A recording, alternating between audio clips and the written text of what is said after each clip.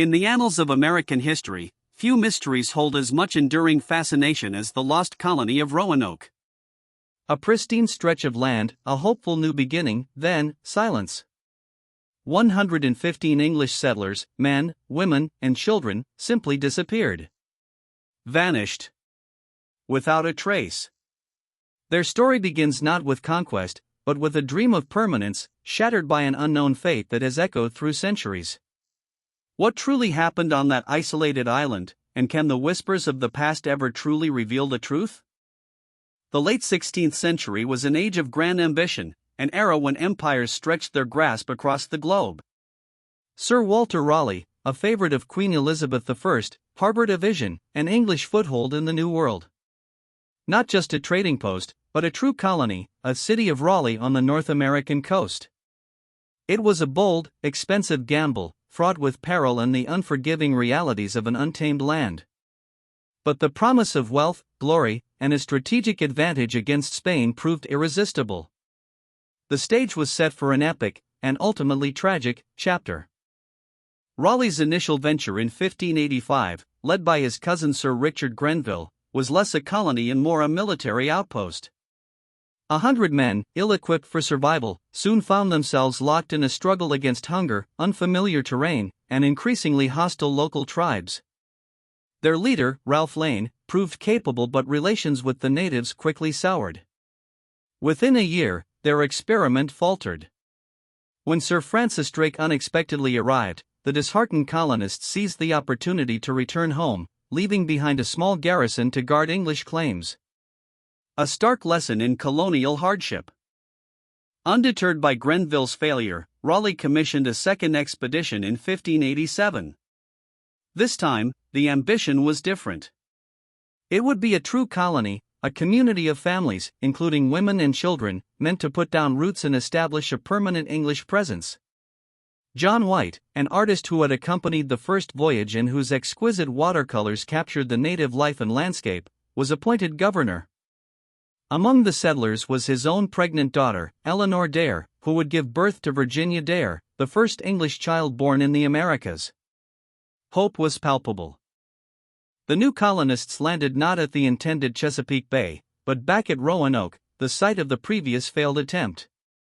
The small garrison left behind was gone, only bones remaining.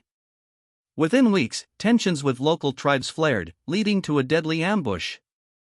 Faced with the daunting task of survival and the need for immediate reinforcements, John White made the agonizing decision to return to England for supplies and aid. He promised his family, his granddaughter Virginia, and the entire colony, he would be back quickly. A promise he desperately intended to keep, a promise soon to be broken. White's planned swift return was tragically thwarted by the tempest of geopolitics.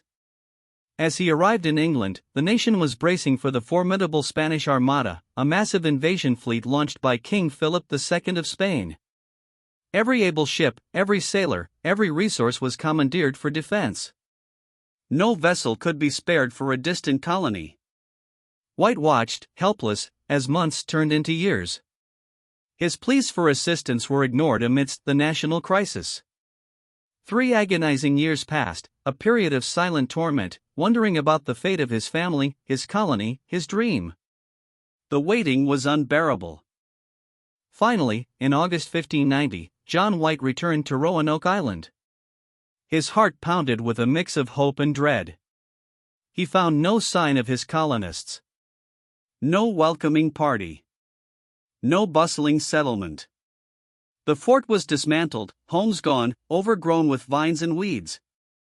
It was eerily quiet. A desolation that spoke of abandonment, not swift departure. Every shadow seemed to hold a secret, every gust of wind a whisper of what might have been. The once vibrant colonial dream had transformed into a ghost town, a chilling testament to the unforgiving wilderness. Amidst the ruins, a clue emerged. Carved into one of the palisade posts surrounding the former fort was a single, enigmatic word, CROATOAN. On a nearby tree, the letters CRO were etched. White immediately recognized it. Before his departure, he had instructed the colonists that if they moved, they should carve the name of their new location into a tree or post. He specifically recalled his conversation with them. His thoughts raced. What did it mean? A destination? A warning? This singular word became the enduring symbol of the mystery, a question mark carved in wood. But there was another crucial detail: the cross. White's instructions had been explicit. If the colonists had moved due to distress or conflict, they were to carve a cross above the name of their new location. There was no cross. This absence provided White with a flicker of hope, suggesting they had relocated peacefully. CROATOAN referred to a nearby island, present-day Hatteras Island, inhabited by a friendly Native American tribe. Was this where they had gone? The missing cross transformed CROATOAN from a potential epitaph into a tantalizing lead, yet it offered no definitive answers. The CROATOAN people, part of the larger Algonquin-speaking Carolina Algonquian group, were known to be friendly to the English. Their island, now Hatteras, lay southwest of Roanoke. White believed his colonists had sought refuge there, assimilated into the native way of life. It's a compelling theory, one that resonates with the lack of struggle at the Roanoke site. Perhaps they embraced a new existence, a fusion of cultures. This vision of integration, of a desperate alliance, suggests a survival against odds, a blending that could explain their complete disappearance from English records, yet persist in local traditions. Modern archaeology lends credence to the integration theory. Digs at sites on Hatteras Island and further inland, like Site X near Salmon Creek, have unearthed tantalizing clues. European artifacts, pottery fragments, metal tools, weapon components, are found alongside Native American items, often in context suggesting not trade, but shared habitation or adoption. Could these fragments be the silent testimony of the lost colonists, living out their lives among the Croatoan or other friendly tribes? The ground slowly gives up its secrets, piecing together a mosaic of cultural exchange rather than outright tragedy. Yet, another chilling possibility persists: conflict. The colonists might have been attacked by a hostile Native American tribe. The powerful Powhatan Confederacy, led by Chief Wahunsonacock, known to be wary of English encroachment, could have viewed them as a threat. Or perhaps, as some speculate, they fell victim to a Spanish search party, determined to eliminate any English presence. While the lack of a distress cross complicates this theory, a swift, overwhelming attack could have left no time for such a signal. It's a darker narrative, one of brutal encounter in a perilous new world. Beyond human conflict, the wilderness itself posed an existential threat. The environmental disaster or migration theory posits that the colonists succumbed to the harsh realities of frontier life. Famine, exacerbated by severe drought, disease, or simply an inability to sustain themselves, could have forced a desperate relocation. They might have attempted to move further inland, seeking better resources, only to perish from starvation, illness, or exposure along the arduous journey. The wilderness, silent and indifferent, claims countless lives. This theory doesn't require an enemy, only the brutal indifference of nature. Today, cutting-edge technology is deployed to peel back the layers of time. Ground-penetrating radar scans reveal buried structures without disturbing the soil. Forensic anthropology examines fragmented remains. Most intriguing are DNA studies, attempting to trace the genetic signatures of English colonists among modern Native American populations, particularly the Lumbee people, who have oral traditions of mixed ancestry.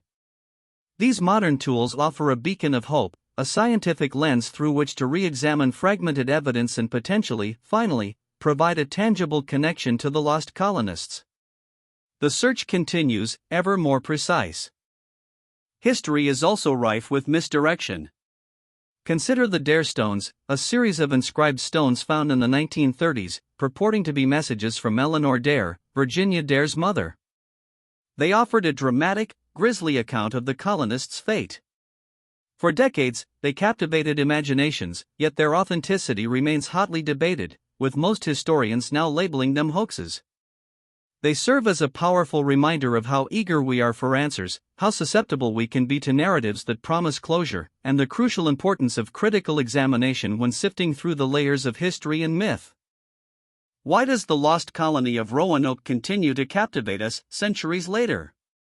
Perhaps it's the universal human experience of disappearance, the idea of an entire community swallowed by the unknown. It's a story infused with romanticism, the brave settlers, the wild frontier, the cryptic clue. It speaks to our primal fear of being lost, utterly alone, leaving behind no trace. It is America's first great mystery, a blank page in the nation's founding narrative that begs to be filled. And so, the search persists, driven by a profound need to understand our past, to find closure where none yet exists. Ultimately, the fate of the lost colony of Roanoke remains a story without a definitive end. Despite centuries of speculation, research, and archaeological endeavors, no conclusive evidence has fully explained the colonists' disappearance. We are left with theories, tantalizing fragments, and the enduring power of the unknown. Was it assimilation into a new culture, a desperate flight into the wilderness, or a violent end?